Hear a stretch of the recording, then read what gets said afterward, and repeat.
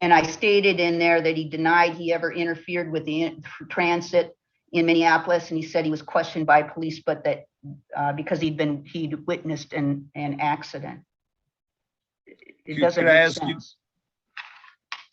Could I ask you this, Dr. Morton? Do you believe Mr. Wickless to have significant criminal history? Significant criminal history, significant in the sense that he's been aggressive in the past. Okay, please reference which criminal offense you believe substantiates that Mr. Wickless is an aggressor or aggressive person. Obstructing or interfering with the operation of a vehicle and the disorderly conduct, but that was dismissed. However, it's also based on his own statement that he reported that he had been fighting in school and was placed in a juvenile facility in Austin. Okay, but Dr. Morton, let's take them one at a time. What do you know about the facts of the 2019 conviction for interfering with the operation of a transit vehicle? I know only what's written there. Okay, so why do you believe that indicates he's an aggressive person?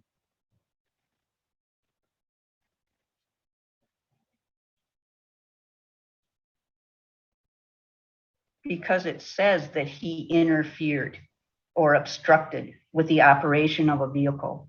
All of these kind of things qualify. What does that mean, though? Tell us why that's aggressive. Just explain that to us.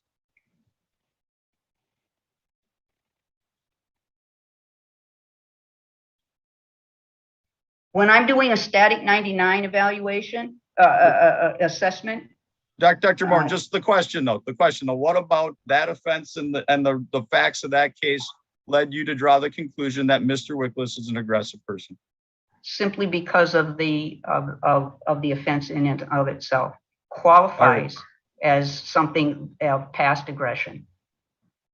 And in your report, it appears, and your statements here today, it appears that you even consider dismissed offenses as offenses of Mr. Wickless's character, right? Yes. So what do you know about the facts and circumstances of the dismissed disorderly conduct case in 2019? Only what's written here. And tell us why that makes Mr. Wickless an aggressive person. These are items that are included in a static 99R risk assessment. And that's what I'm basing it on. So the basis of your recommendation is based on even dismissed convictions.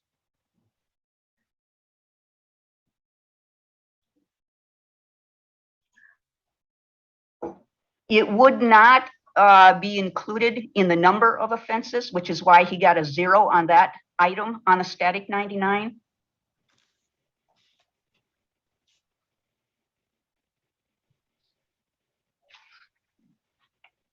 All right, going back to page 7 of 10 of your report, next sentence, you say, while he describes himself as devoid of problem areas, his history and present offense are contradicted by his lack of empathy, anger management problems, lack of social involvement, etc. Could you please explain that portion of your report? Based on his history, if he has a history of fighting to the extent that he ends up going to, by his own report, going to a program during high school in Austin, that's significant. He also indicated that he has a past history of being diagnosed with attachment disorder and let me look this up. Oppositional defiant disorder. Those are significant. What do you mean they're significant? Those are significant in the sense that he has a history. You don't get a diagnosis like that without being aggressive. Oh, okay. So everyone who has those is aggressive. Oppositional defiant disorder is self-explanatory. And how many fights, to your knowledge, has Mr. Wickless been in? I didn't ask him that. But I doubt that he would have been sent there over one fight. He said fights, plural. I don't know how many that is. Is that Austin facility, you're saying that no one gets sent there for anything other than fighting? No, there are other reasons. In your report, you talk about the static 99R, and it indicates that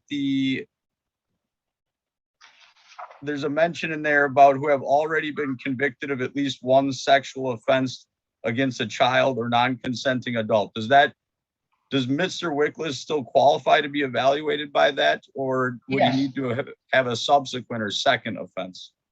No, it's a single offense.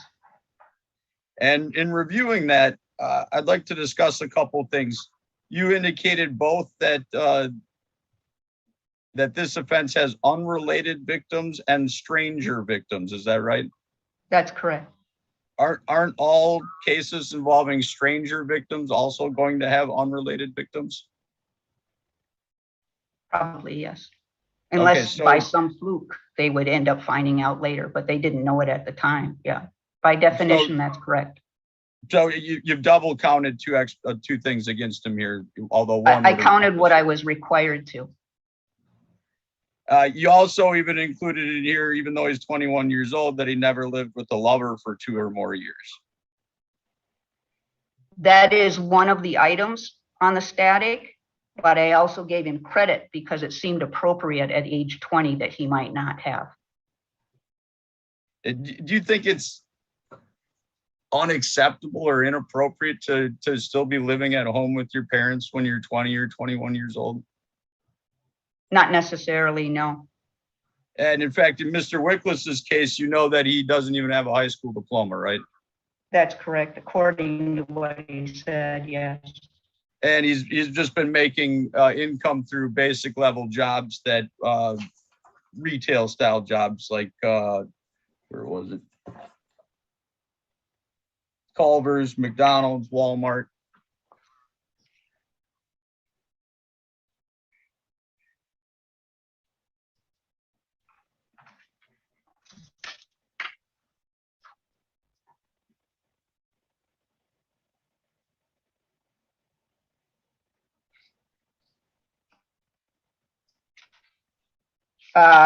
That's correct. And he said making videos for TikTok. You described him as antisocial. What is TikTok to you? A video app? A social media platform, right? Correct. And so, someone who's antisocial, are they not allowed to be social on the internet? Is that not considered social to you? Antisocial personality disorder isn't about being social, it's about their conduct. Okay, so describe Mr. Wickless's conduct that qualifies him to be antisocial disorder. I believe it's included in here under the diagnostic criteria on page 8 of 10.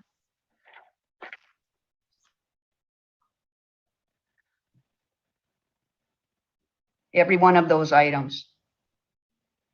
You want me to read it? No, I'll go through them individually because that was the next thing I was going to get into. Let's discuss number 1, failure to conform to social norm with respect to lawful behaviors by repeatedly performing acts that are ground for arrest. What are the repeated acts that you're relying on to draw conclusion number 1? 2019, the instant offense and his self-report since he was a juvenile. So how many times has Mr. Wickless been arrested? I don't have a juvenile record on him. I assume, well, I can't assume, but I don't have a juvenile record on him, but I have only what I have documented in the report. And Dr. Moran, you didn't give me a number though. How many times has Mr. Wickless been arrested? It looks like twice. And so that's enough repeated arrests to qualify under number 1? Not just that, no. It's especially given the fact that he had a prior diagnoses and of oppositional defiant disorder and had been placed in the facility in Austin as a juvenile.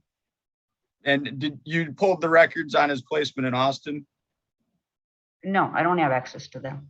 So you don't actually know what he's placed there, what was placed there for, do you? He said because of his fighting.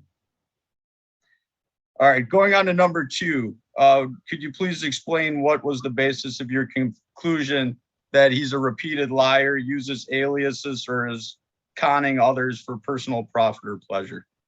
The impression from this particular offense was that he presented himself as someone in a position of authority, and that was highly concerning. Okay. That's deceitful. All right, but when Ms. Stroud got into the car, he was just sitting in the driver's seat. She could have simply not got in the car, right? I can't comment on that. Okay, so number 3, impulsivity or failure to plan ahead. Please tell us what's the basis of your conclusion there. I had difficulty getting this assessment completed because he wanted to, he was hesitant to come in the first place. And then I think I indicated in here, there was it 40 minutes before he was supposed to be there? He wanted to reschedule again. He said that he spends his time in the basement on the computer, and he's not living his life in a responsible manner. Okay, so I don't see how I don't see how he's planning ahead for himself. Help me understand that, Dr. Morton. How do you determine whether someone lives their life in a responsible manner? Is that the basis of what you're concluding in here on number 3? I think living in your parents' bedroom, saying that you avoid your parents, that you don't really have a relationship with them, that's not a healthy lifestyle. And those are all things Mr. Wickless told you. That's correct. Okay, and you didn't record any of that conversation, though, you guys had, I don't right? record my interviews.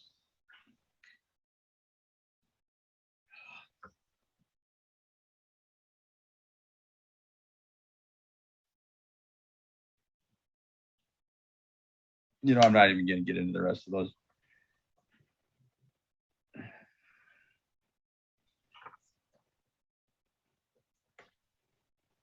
Choner Boner. Choner Boner looks worried. So let's understand this, Dr. Morin. Mr. Wickless is being sentenced and before the court on what is statutorily the lowest level sex offense you can commit in this state, right?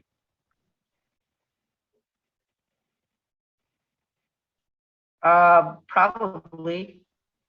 What, Dr. Morin, you do for a living psychosexual evaluations. You're aware of the various sexual offenses that are statutorily here in Minnesota, right?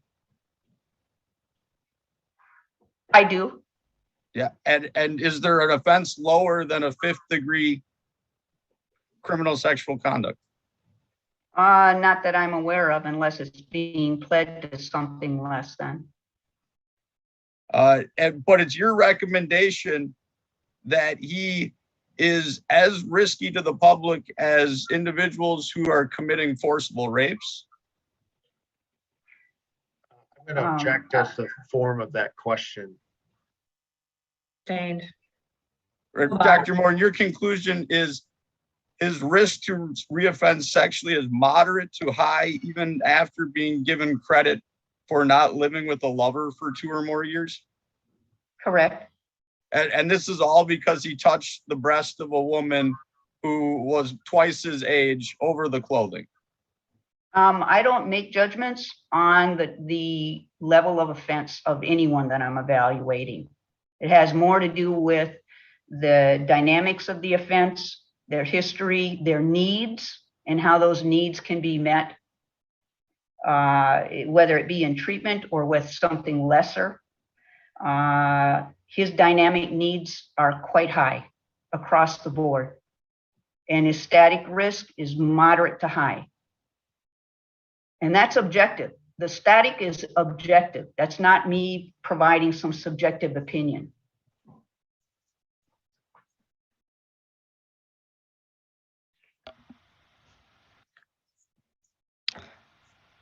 These pauses.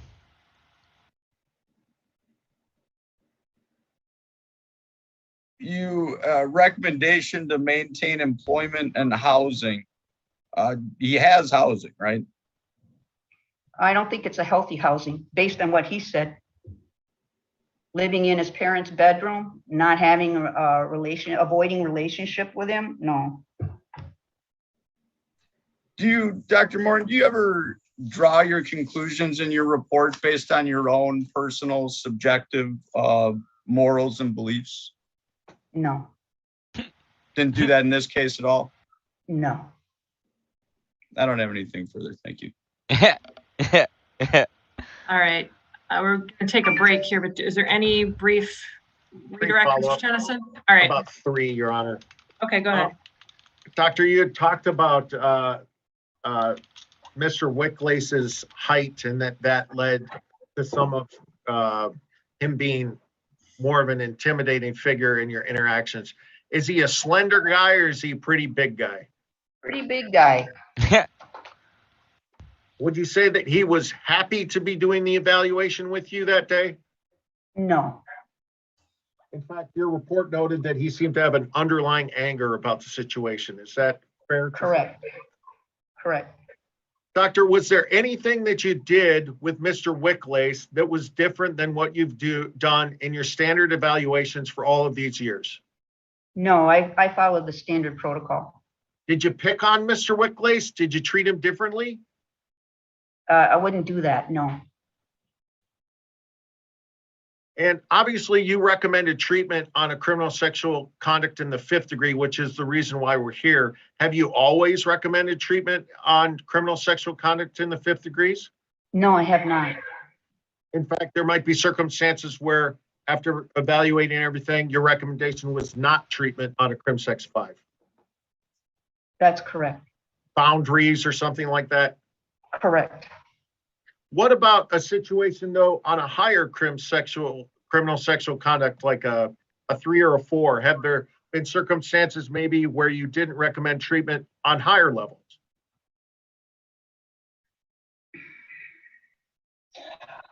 I can't think of one offhand, but I can think that it would be possible, yes.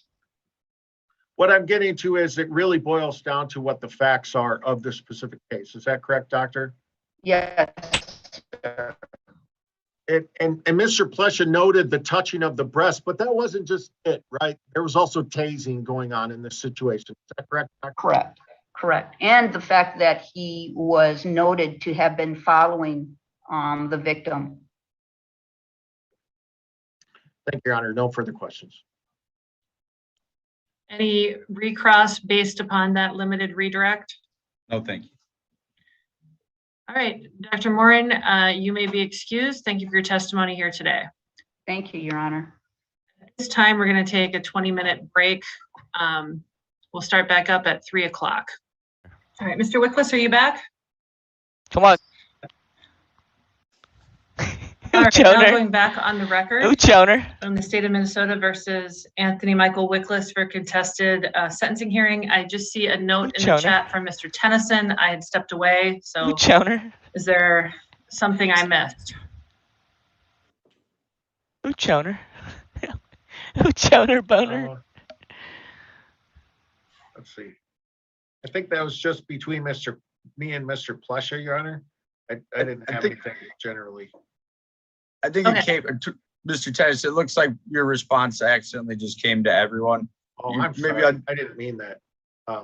So Judge, we were just talking about sort of where to go from here, either with formal testimony or the remaining sort of pieces just being heard as a part of the sentencing hearing. And I believe that would be my position. So I think Mr. Flesh is comfortable with that, but I guess I should ask him that. All right, so Mr. Tennyson, just to be clear, I knew that you had the one witness. Do you have any other witnesses or anything else you want to offer? Not formally, Your Honor. When we get to sentencing, if your intent to do that this afternoon is, I will have some brief argument. Ms. Raditz, who compiled the PSI, will have some brief comments about her PSI, and then there'll be the defense presentation. But I no further formal witnesses from me. And Mr. Plesha, do you have any witnesses, or did you want to make an argument? On the flag.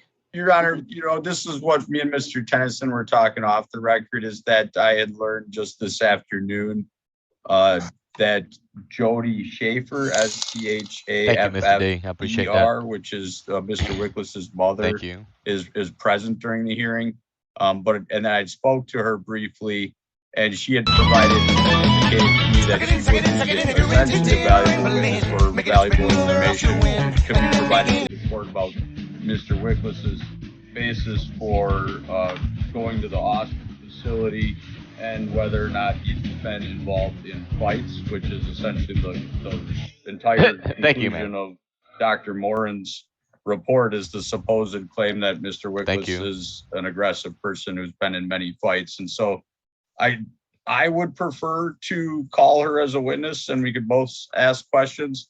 I think what Mr. Tennyson had indicated is that she hadn't been sequestered. And I guess I agree, although, I mean, no one asked for that. And so was probation present here.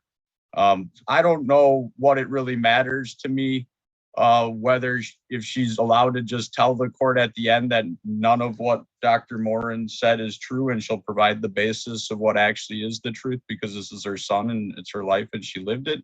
Or if the court would prefer that we do a Q&A. I don't think there's any harm to either party from a lack of sequestration. What she's going to talk about isn't anything what Dr. Morin said. It's just about her own personal experiences raising Mr. Wickless and the events of his life. Yeah, I mean, so here's my beef, Your Honor. Mr. Plesha noticed no witnesses. I did not know that a potential witness was watching the testimony of another witness.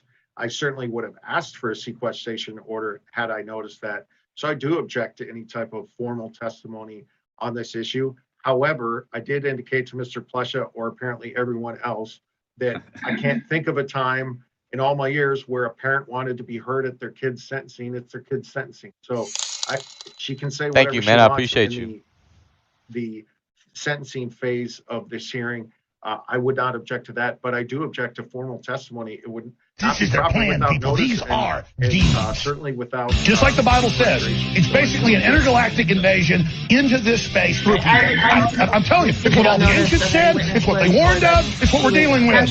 They're demons. They're freaking interdimensional invaders. Okay, say it. Make fun of me all you want. Sentencing, but I've been around the block a time or two, Mr. Plesha. I know what a disorderly conduct and a juvenile conviction is, and I have taken that into consideration in considering the whole picture here. Oh, Your Honor, then I think at this point it'd be appropriate for me to make final arguments about my motion for the court to disregard the evaluation report from Dr. Morin, to continue sentencing and order a valid report from an evaluator who actually would do their job fairly unbiased and with regard to true and correct facts and not the falsehoods that we heard here in the testimony today. If I could go on further at this time, I sort of started the argument there almost, but if I may. Go ahead. Your Honor, in hearing the testimony from Dr. Morin, it was particularly troubling how unwilling she was to answer questions, how little recollection she actually had of the conversation she had with Mr. Wickless on some of the most important facts that were the basis of her conclusion. I mean, every time throughout her testimony, she claimed that everything essentially was based on her belief that Mr. Wickless is a violent person who had been in many fights and had a history of fighting and doing violent acts. Now, as Your Honor just pointed out, Mr. Wickless has one conviction: interfering with a transit vehicle. And the doctor didn't even look into what that is. There's nothing about that offense that requires anyone to be violent. You could simply stand in front of the vehicle and you would be doing a protest. You could interrupt the operation in some other disorderly way that could be nonviolent and get charged with this. In fact, we have no evidence, and the evaluator had no evidence, yet told us all she assumed and drew the conclusion that that was a violent and aggressive offense. She also told the court, which was very troubling, that she considered Mr. Wickless convicted of an offense that was dismissed, and even used that dismissed offense in concluding again that Mr. Wickless was a violent offender.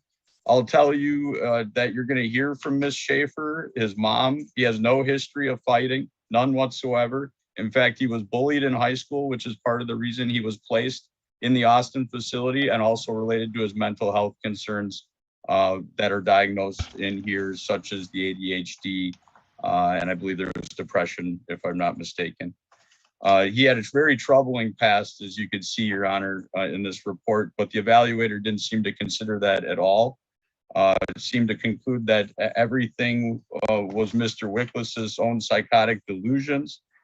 She went so far in page 7 of 10 to say that he's everything he told her is contradicted by his lack of empathy, anger management problems, and lack of social involvement.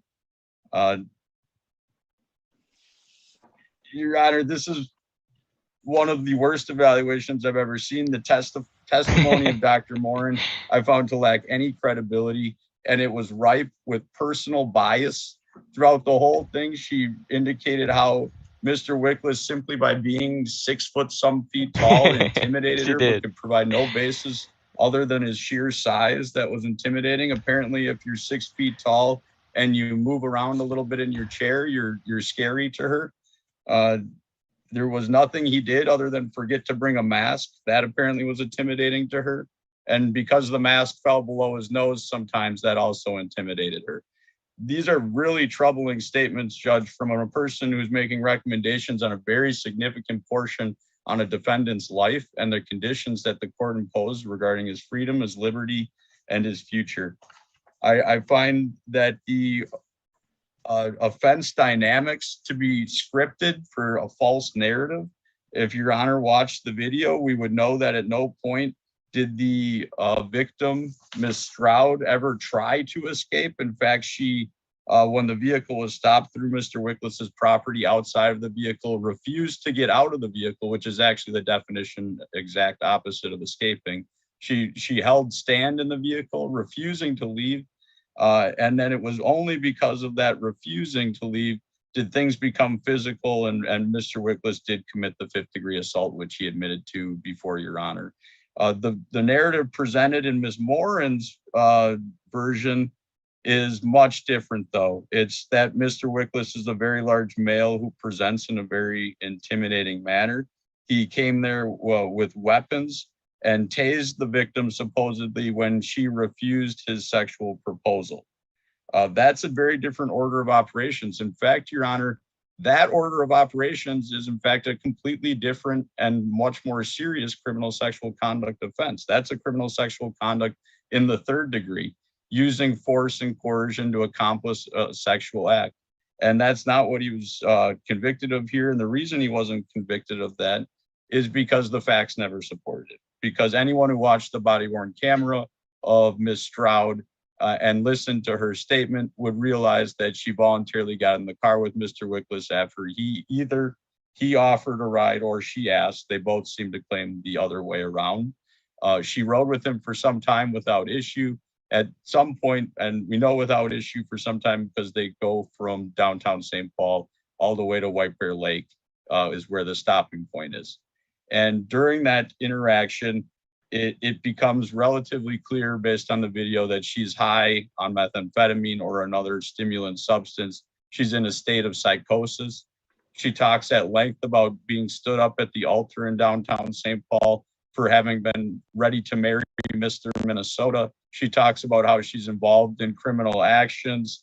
She talks about being sex trafficked, and she talks about the sex parties at her house. And she describes how Mr. Wickless initially offered money to accomplish the sexual acts, which would be an offer for prostitution. I think there was a lot to flush out in this case if it went to trial, but we didn't do that. And the problem, and I'm not going to get into much more of this, but the reason I bring that up is because the narrative that this report is based on doesn't include any of that information. It includes none of it. It includes the false narrative of third-degree criminal sexual conduct, and the evaluator even having watched the video, seeing that the victim's statement is entirely different than the information she's relying on, refused to make any adjustment or any new considerations. And that's a level of stubbornness that offends due process. It offends the reason we're here in this court, to have truths and facts be proven and reviewed by the court and not be relying on falsehoods and conclusions based on false information. If this were a trial, Your Honor, and you were being offered as a juror this report and evaluation, would you believe it proved beyond a reasonable doubt its conclusion? The answer is an absolute no. It's without a doubt, it fails in every way. It lacked any substance in its basis. And in fact, at every step of the way, she used assumptions and false information to draw the basis of her conclusions. I'd ask that Your Honor do the right thing, disregard the report, order a new evaluation, and give Mr. Wickless a fair sentencing before this court. Mr. Tennyson. Yeah, I mean, so Judge, we're not at a trial, right? Procedurally, the defendant's already pled guilty to 2 serious offenses. And it's not a beyond a reasonable doubt standard in any way now. In fact, the rules of evidence don't even apply at a sentencing hearing. I would note a couple things. Mr. Plesha sure goes after this evaluator who based some of her information on what his client told her, right? He self-reported fighting that left to the group home. He self-reported that he lived in his parents' basement and that he had a bad relationship with his parents, right? And that he tries, quote, to not interact with either of his parents. So what's interesting is you know, the evaluator can really just go on the information that she has at the time. However, the intimidation piece, right? The defendant's a tall guy. He's also a big guy. That's the way she felt. I also would say the report characterized he was angry to be there, right? It also bears note, Mr. Plesha talks about the evaluator characterizing him as previously violent. That's not what she said. She said he's got previously aggressive behaviors and 2 misdemeanors, whatever they were, interference with transit or disorderly conduct. His self-report of fighting seems consistent with aggressive. His assertion that he's picking on or that she's somehow treating him differently than others is not consistent. Why? Right? What would the motive to treat him differently than the thousands that have come before and the thousands that will come after? I also think it bears note, Your Honor, Mr. Plesha had her review 23 minutes of the body-worn camera. He did not put in front of her the additional evidence of officers finding tasers, finding pepper spray, finding body armor in the defendant's vehicle, right? So there's additional pieces of evidence as well, aside from what we have in our guilty plea transcript of the defendant admitting touching her breast without consent, admitting tasing her. There's additional evidence of malfeasance. He didn't put that in front of her, right? So I think you have to take all this with a grain of salt, quite frankly, Your Honor. And quite frankly, here's the biggest question that was posed to her. If you knew that all he admitted to was grabbing her breast without her consent and tasing her, if those were the only facts that he pled guilty to, would it change your recommendation that it should be treatment? And she said, no, I would still recommend treatment. So I think that's where we're at, Your Honor. I think her recommendations are appropriate and they should be ordered. Thank you. All right. I did find her, Dr. Morin, to be credible. I found her to be not biased. I found that the information she got about aggression was self-reported. It was also self-reported to the PSI writer. And there was information contained in the pre-sentence investigation report that he told the PSI writer that he sent to a group home in Austin, Minnesota for a year, beginning in 10th grade for skipping school and getting into fights with peers. I find that with regard to the size of Mr. Wickless, she didn't just testify that that was the only reason that she found him to be intimidating. It was that he would not follow directions about putting on the mask or leaving the mask on. But the bottom line, and Mr. Tennyson summed it up at the end there, was that even if the only information she had was that he touched this woman's breast and then tased her, she would still make recommendation for finding that Mr. Wickless could benefit from treatment. So I'm prepared to move on to sentencing. Does anyone else have anything else they want to say with regard to the witness? No, Your Honor. All right, I need just one quick second. Your Honor, if I may actually, I maybe had misunderstood here in that Mr. Wickless denies reporting any of that stuff. Does he need to be called as a witness to get that across? I guess that maybe I'm misunderstanding here. That's the crux of it. Is that you're not misunderstanding a thing, Mr. Plush. I have it in two different reports, the same thing. We will move on to sentencing, and you and Mr. Wickless are free to address that. okay? But by no means is aggression and being in a group home the only basis for the sentencing occurring today. Let's be clear about that. So with regard to the sentencing, Mr. Tennyson, have you had a chance to review the pre-sentence investigation report, and do you have any additions or corrections? Yes, Your Honor. I do have a couple of corrections. It looked to me like count 1 is to be dismissed. I'm not sure that was clear in the PSI. And then it's a stay of execution of 360 days on count 2, a stay of execution of 90 days on count 3. I think the PSI just recommended a stay of X and 90. The gross misdemeanor should be a stay of 360, and I'm not sure that was noted.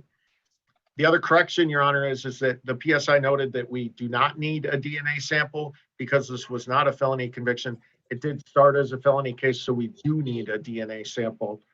Those are my errors and corrections.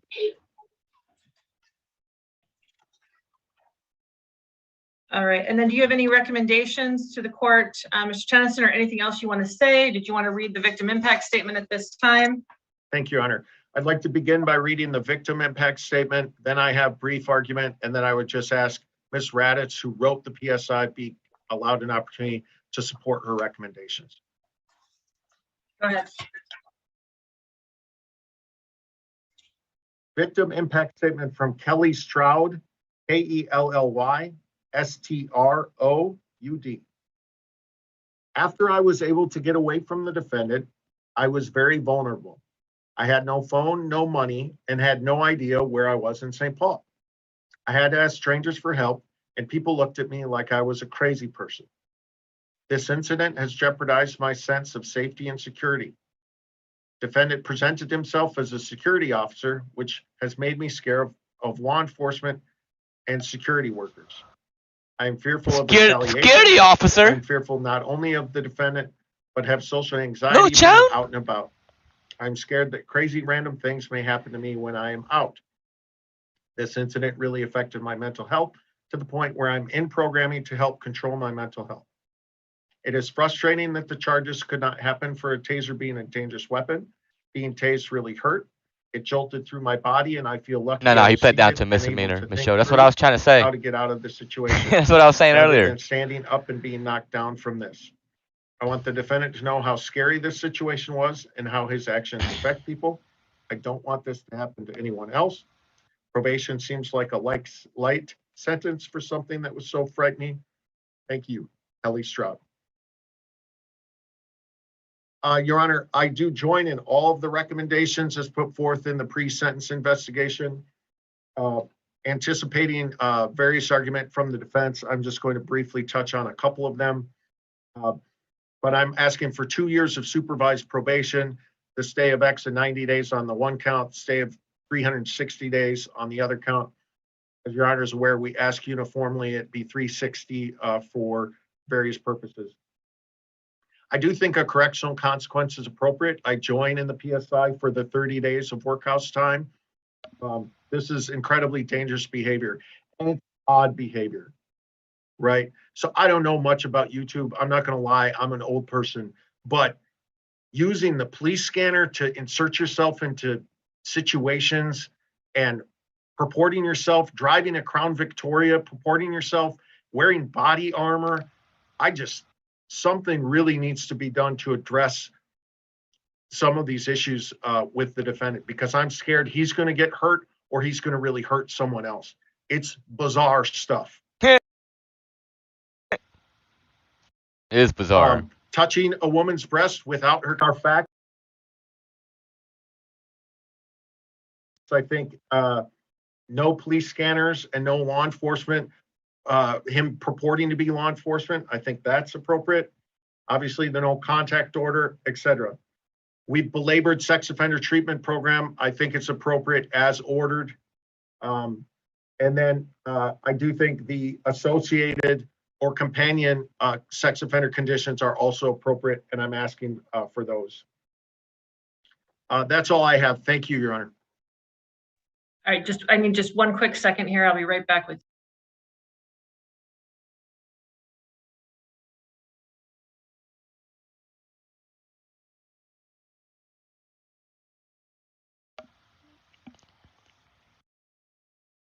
Choner boner. It should be back. My stream dropped a little bit there. What do you guys think about his new haircut? I like his new haircut. It says, I'm dreamy, but I'll tase you. I'm willing to offer 50 up to 100. I'll touch your titty through the clothing.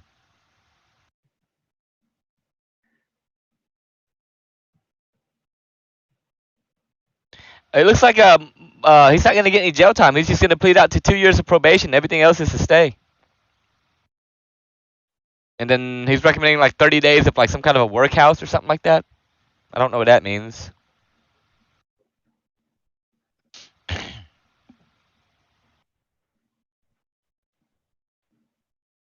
And then I guess his mom's going to testify at some point. That ought to be interesting. I'm sorry about that. Mr. Plesha, go ahead. Your Honor, I don't know if Mr. Tennyson intended not to do this or if it's going to be called later, but you mentioned you were going to have Ms. Raditz give a statement, but was that not going to occur unless you felt necessary later? I'd be comfortable if there's something she would like to address after your presentation, if she could do that. She did write the PSI. Go ahead, Mr. Plesha. Okay. Your Honor, I guess I've made a big deal about a lot of things here because I'm very disappointed to see that the court would believe Dr. Morin and go with anything related to her recommendation.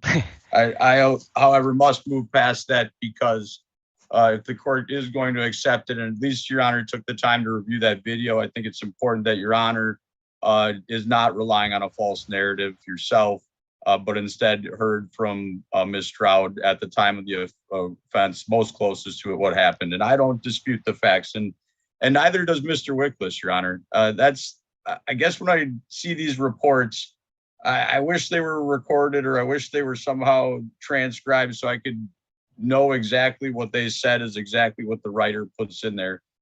Because Mr. Wickless does not deny the offense. He'll openly admit his responsibility. I'll tell you that I was disappointed in reading the pre-sentence investigation that an evaluator from probation would recommend time for the reasons stated. It says, because the defendant does not have formal employment and lives with his parents, a correctional consequence will not cause any collateral damage to his daily life at this point. That's pretty troubling because just like Dr. Morin, it seems like everyone wants to impress upon, in this case, their personal morals and judgments about Mr. Wickless not being captain of the football team and all pro college football, not being an honor roll at the local university, not having great employment despite the fact that he's had parents with addiction issues, of tough upbringing, and very less than a high school diploma. The standard seems to be that even though that's his upbringing, he should be punished because he still lives at home. He should be punished because the only job opportunities available to him pay minimum wage, and oftentimes people live in poverty. without housing or subsidized housing under these employment situations. But he should be punished because he has to do that and he stays at home with his parents. I also take issue with the idea that Mr. Wickless is some outcast who's not present with his family. I called him this afternoon to talk about the case. He was having lunch with his mom. I talked to both him and his mom. They were having lunch today. And so I laugh at Dr. Morin's characterization that he doesn't have anything to do with his family. I talked to Mr. Wickless about his brother. He tells me that he hangs out with his brother on a regular basis. Then absolutely none of what Dr. Morin referenced from the port is even remotely true. These are statements and twists by people in this case, interjecting personal opinion, because I think people read the facts of the complaint, and I get it. It's an unusual circumstance. The police radio thing, I don't disagree with Mr. Tennyson. Certainly not a good combination. The lawyer's doing his best, man. It probably makes for a lot He's of doing good his best. social media views, because there's shows like Live PD. There are really African Americans like to film the police and post that type of stuff on the media because people are interested in that. They like to keep a check on the police. I mean, that's what the George Floyd thing is all about, is that people are able to record law enforcement and hold them accountable. And in fact, law enforcement doesn't like Mr. Wickless. I think that's one of the other thing that we got from this body-worn camera is that by him going and recording the police, he had significantly upset them by observing them on a regular basis. They didn't like being held that accountable. And in fact, they'd arrested him on some point for an obstruction of legal process, which was dismissed because it had no basis. Mr. Wickless accepts responsibility, Judge, but I'd like to inform Your Honor that he's not unemployed. He works for Speedway doing the night shift now. He's working on bettering himself and finding independent housing because that appears necessary for him to keep himself out of jail. His mom is present here at sentencing. She informed me that she didn't agree with what the doctor talked about with the placements in Austin. I'm not going to put her on or have her testify unless Your Honor doesn't believe me when I say those things, or would believe Dr. Morin more than her. I don't know. Maybe she should have the ability to talk about. I take that back. I'd like the court to hear from her mom because it seems to be a question of who to believe here, whether it's Dr. Morin or Anthony Wickless, and whether what's the truth. Because in Dr. Morin's report, there's all these supposed self-reports that the court's holding Mr. Wickless accountable, and he's saying, hey, look, I didn't say those things. I'd ask that Your Honor, given the lack of criminal history that Mr. Wickless has, the employment he has, and stable housing, not order him serve the 30 days, but instead have him complete some STS here in this county, so actually give something back to the community other than his sheer community time, service, which won't really do anything for anyone. And then to be heard on the issues of the probationary requirements.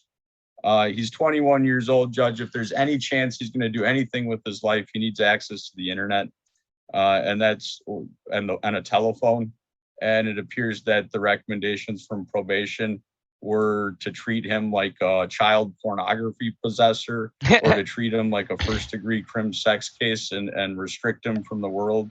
And I don't think this touching of a woman's breast who's more than twice his age qualifies for such restrictive conditions.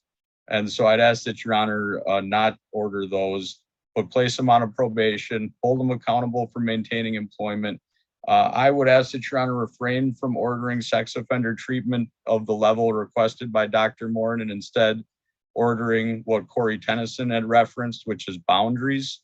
This is a case of boundaries and over the clothing touching. This is not touching minor children. This is not forcibly raping anyone. He is going to be out of place in a group session where those types of offenders are discussing their offense, and he's going to be there as a 21-year-old having only touched over the clothing, the breast of a woman. I think there's the saying, when you go to prison, you learn from the criminals versus getting rehabilitated. And the fact is exposing Mr. Wickless to the group of sex offenders on that level is going to only have a negative impact rather than a positive one. And so, Your Honor, I believe that covers everything. It is a public defender case that asks that you waive the public defender fee and any fine imposed be minimal as he's indigent. Thank you. All right, and as to the limited issue of why he was in Austin, I will allow his mother to tell me that, but that's all that she is to testify to. Is Okay, that thank Alicia you. Guild? Is that who that is? Or who's the Oh, mother? no, Your Honor, I am not his mother. Okay, you're the only face I see that's not covered up here, so, oh, I see, okay.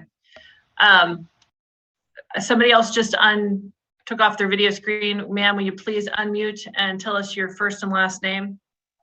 My name is Jody Schaefer. Will you please raise your right hand?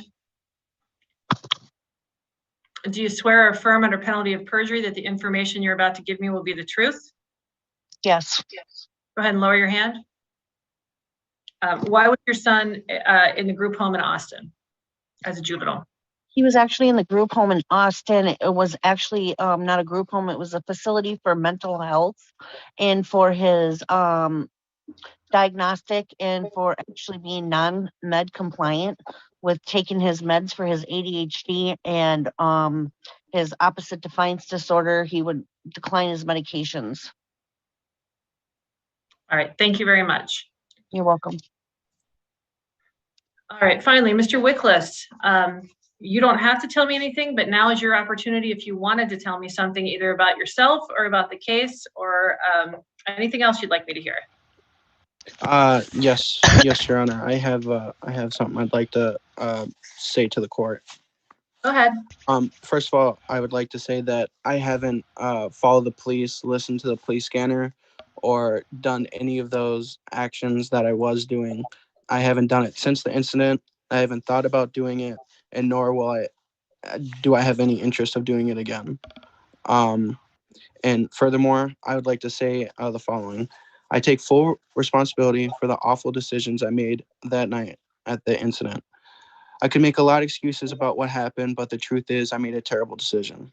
I have since got a job, although it was hard because of the pending court case and my terrible actions, but I have been working to keep myself busy and make money to work on getting my own apartment so that way I can start creating more responsibilities for myself to keep me on the right path and to focus on the right things.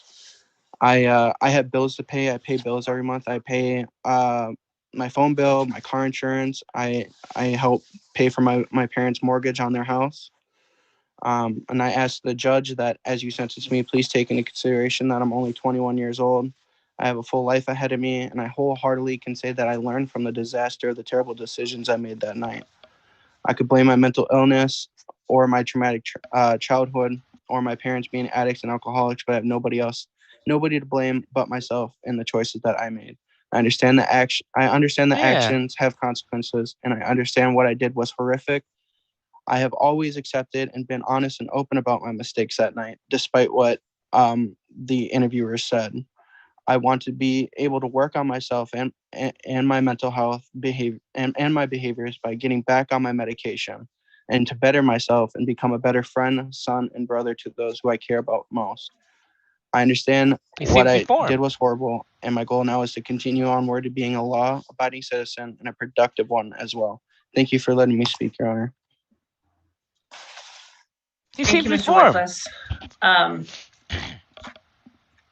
That was a really thoughtful and well-written statement that you made to the court, and I appreciate it.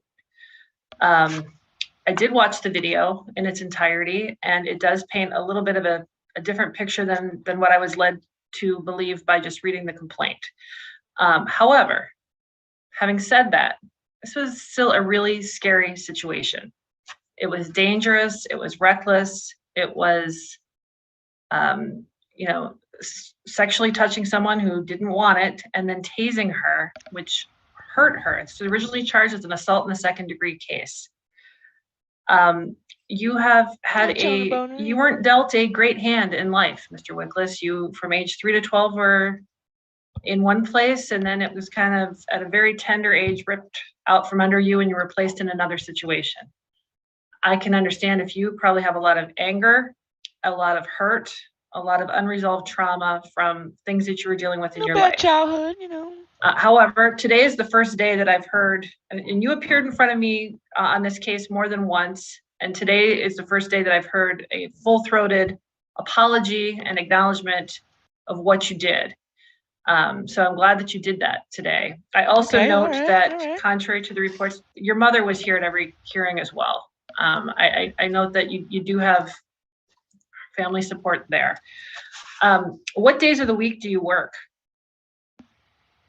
I currently work mostly the weekends and days in the middle of the week. I usually get 3 off in between, but I'm working from 10 p.m. to 6 a.m. Because I am going to give you a correctional consequence, but I don't want it. And does anyone know from the workhouse, are they doing staggered sentences? Is it a one-shot deal, or can you do, I mean, back in the day, you could do a weekend and then a weekend. But does anyone know?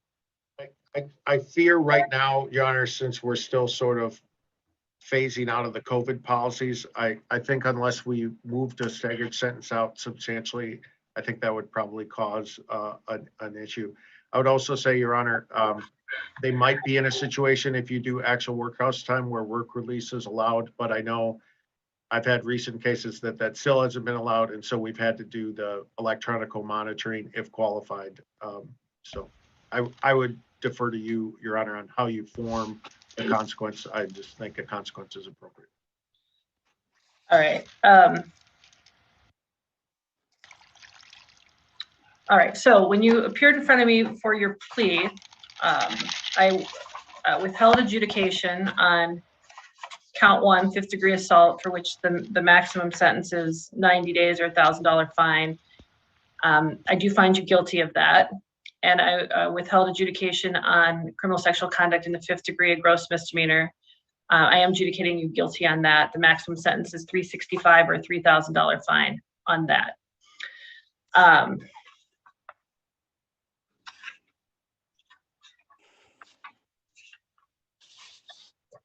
I'm going to sentence you to, on the first case, to 90 days stayed, credit for 3, all same terms and conditions as for the second case, which is the gross misdemeanor, 360 days stayed with credit for 3. I'm ordering that you follow your probation officer's directions about personally reporting and or attending any individual meetings, group reporting, or group education, that you're truthful with your probation officer in all matters and reply promptly to any communication from your probation officer. And you will get this information given to you, Mr. Wickless. You don't have to write it down or memorize it. You must obey all federal, state, and local laws and any other orders of the court. Report any new arrest to your probation officer within 72 hours. Keep your probation officer informed of where you are living and where you're working, and make no changes to either without the consent of your probation officer. I'm ordering you to serve 20 days in the Ramsey County Correctional Facility. Again, you've got credit for 3. So on 20, you serve 15, and you've got credit for 3. So you have a remaining 12 days to actually do. And we will schedule that for a time out next month. So hopefully you can get that time off. I'm also ordering an additional 10 days of sentence to service or community work service, the equivalent of 8 hours per day. You could work that out with your probation officer. Were there any indication that there was any alcohol or illegal substances being used at the time of the offense? I don't recall that. Your Honor, I meant to discuss that. There's no self-report, no criminal history to suggest it, and nothing in the allegations here provided that Mr. Wickless was under the influence of anything. So if Your Honor would avoid an unnecessary condition or one that lacks the nexus to the offense or the offender. I know Mr. Tennyson would like me to include it because he did make that argument, but I'm not going to include it in this case. I don't think it's rationally related to the underlying offense here. You must have no law enforcement tools, including no weapons, no police scanners, no tasers. That means take them like. I'm sorry? Sorry about that, Your Honor. You must have no contact with Kelly Stroud. You must complete sex offender treatment as recommended by your probation agent. And your probation agent may recommend that you go to a sexual boundaries course. I'm not going to micromanage your probation officer's decision as to what's the appropriate class for you. That person is in the best position to determine what's best for you. Please be open and honest with that person so they can find something that fits. It may be a sexual boundaries class, but I'm going to leave that to probation to decide. And Your Honor, just to clarify on that, if they, in the alternative, decide treatment's appropriate, that's your order as well? Yeah, I'm getting to that next one. The next one, you mean? The No, actively just- participate? Yeah, Whatever they recommend. If they recommend sex offender treatment, he's got to go to sex offender treatment. If they recommend sexual boundaries, he's got to go to that. thank you. It's whatever treatment they recommend. It could be sex offender treatment. It could be the whole on that spectrum there. But yes, he's got to follow probation's advice on that. Actively participate in and successfully complete any treatment or counseling program. I'm not going to order that. Number 11. I'm not ordering that. Okay, number 12. Do not use phone sex lines, internet phone chat lines, internet dating services, social networks. You can't go on the internet to date? Erotica, or any other sexually explicit or sexually oriented or sexually stimulating material, or enter any strip clubs. He can't be sexually stimulated? Unless specifically approved in writing by your probation What? officer. He can't get a choner boner? Now this next one. This is some bullshit, man. It says, it's hard to be a human being and not have access to the internet. This next one isn't saying you may not have access to the internet. It's saying it has to be monitored. Okay, so you should not use it unless it's approved by your supervising agent. And if it is approved by your probation officer, you agree to sign the stipulations of the use as in the I would have objected, man. I'm like, no, objection, Your Honor. I got a fat, man. So what that objection, Your Honor. Objection. Things I got to get my fat, man. Getting your GED, which is something I would highly recommend. Or, watching Netflix. But I think that would add to the problem. Cannot do it without having the agreement and the approval of your probation officer who would be able to look at your browser history and make sure you're not accessing police scanners or things like that. Okay, so I'm not saying you may not use it ever. I'm just saying there's some parameters on it.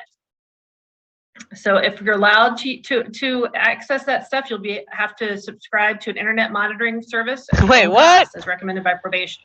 This sucks. Can't even FAP anymore. The last recommendation is to obtain employment and comply with housing recommendations. I'm not going to make that a condition of your probation, but you should work with your probation officer. Maybe that person can help you with those things. Sounds like you've already found employment. DNA is required because it started out as an assault in the second degree. So I am ordering that you provide a DNA sample. I'm also ordering that you sign releases of information from any programming that you are involved with so your probation officer can keep track of that. I'll impose the minimum fine of $50 plus $76 in surcharges. I'll give you a year to make that payment. We've got other stuff going on here. Public defender fee is waived. You can select a turn-in date next month, end of next month. I don't know how far out they make your schedule. And then I want the 10 days of sentence to service or community work service hours done within 180 days. What questions do you have for me, Mr. Wickless? Did you say 10 hours or 10 days? 10 days. Got you. 10 Okay. 8-hour days. And I have 180 days to do that? Yeah, so 6 months to get it done. If you're Okay. running up on the deadline and you'll need to have a plan in place, but if you want to reach out to me for an extension, if there are extenuating circumstances, I would possibly consider that. Try and get it done though, okay? I think Mr. Plush is right. You're going to get more out of that than you're going to get out of sitting. But because of how serious this was, I think a correctional consequence is necessary. I don't think it's, I think there's collateral consequences no matter what, whether you're living with your parents or working or not. Doing time is doing time, and that's whether you have a job or don't have a job, it's still hard. And I'm not giving that to you because I think that it's easier on you than someone else. So what other questions do you have, Mr. Wickless? Just two more. As far as the internet monitoring, does that supposed to start right after this, or is that after I do my 12 days? I'm going to say it starts with your first meeting with your probation officer. Okay.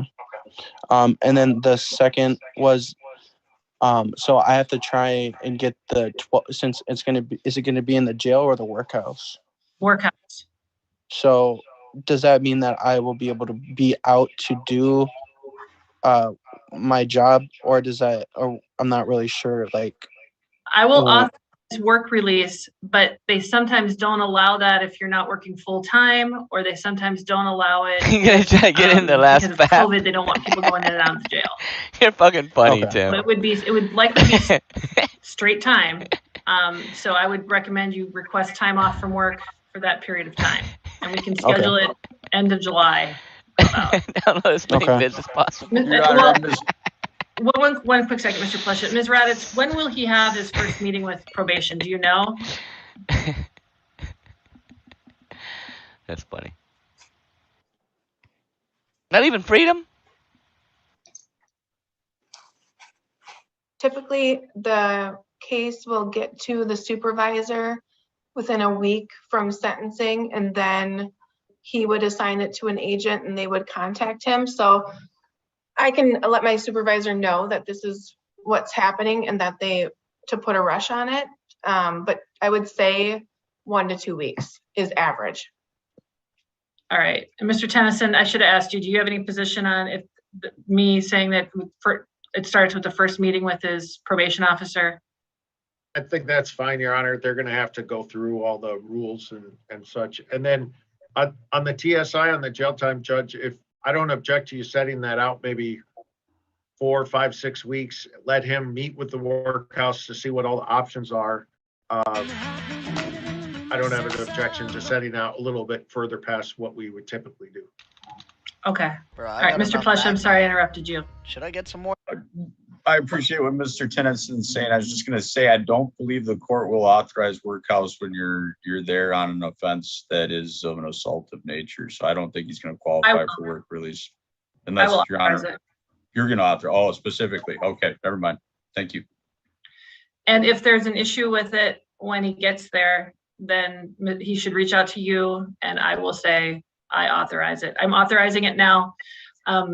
I've had to do that before where they came back and said, you can't do that unless you say I'm really serious. And so I'm serious. I think it's really important that Mr. Wickless, I mean, I'm very pleased that he has a job. I don't want him to jeopardize losing that job. I think you should work with your probation officer to get your GED. You have a lot of trauma. You have a lot of stuff that you're dealing with, Mr. Wickless, that most of us don't have to deal with. And so you're kind of, this is a bad situation that happened. I'm sure it's embarrassing for you on top of it all.